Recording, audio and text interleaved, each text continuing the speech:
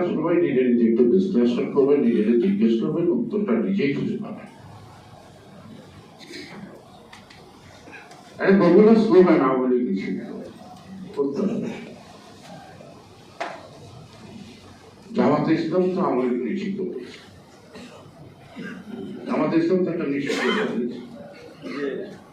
আওয়ামী লীগ করছে না, ন্যায় অন্যায় তো এরকম করেন কথা করছে তো নিষিদ্ধ। জামাতে ইসলাম তো এখন নিবন্ধন ফেরত পাচ্ছে নাকি?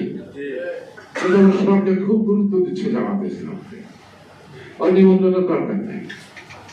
কারণ এই সরকারের অনেক মহিলা আছে, তার স্বামী আছে, তাদের নাকি কাবিন নেই।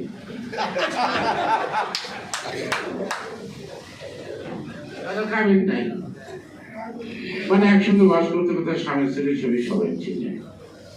যদি জিজ্ঞেস করা কাবিন আছে কিনা দেখাইতে পারবে কিনা সন্দেহ আছে। তো সুতরাং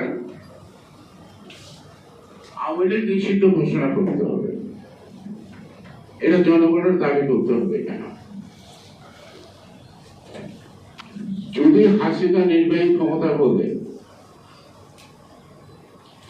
জামাত ইসলাম নিষিদ্ধ ঘোষণা করতে পারে, তাহলে আপনি এই নাটকবাজি করে জনগণ চায় কেন? কি প্রয়োজন? কি বোঝাতে চান? কি বোঝাতে চান এটা আমাদের বুঝতে হবে। আমি ব্যক্তিগতভাবে আপনাদের সাথে একমত বা দ্বিমত পোষণ করছি না। আমি রাজনৈতিক অভিজ্ঞতার আলোকে বলছি, কখনো কোনো রাজনৈতিক দল নিষিদ্ধ করণের মধ্যে রাজনৈতিক সমস্যার সমাধান হয় না। সমাধান মানসিকতা।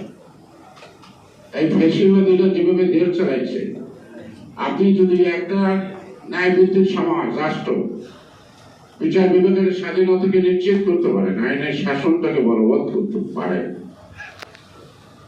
তাহলে কোন দল কখন নিষিদ্ধ হবে সেটা জনগণের মন্তরই লেখা হয়ে যাবে। কারণ পাকিস্তান সৃষ্টির পিছনে মূল শক্তি মুসলিম লীগ। আজকে কি বাংলাদেশে খুঁজলে মুসলিম লীগ পাওয়া যায়? আছে না? ন্যাশনাল আওয়ামী পার্টি বা ন্যাশনাল আওয়ামী পার্টি মাওলানা ভাসানী আওয়ামী লীগের চেয়েও সাংগঠনিকভাবে শক্তি ছিল। ৭০-এর নির্বাচনে মাওলানা ভাসানী বললেন ভোটের আগে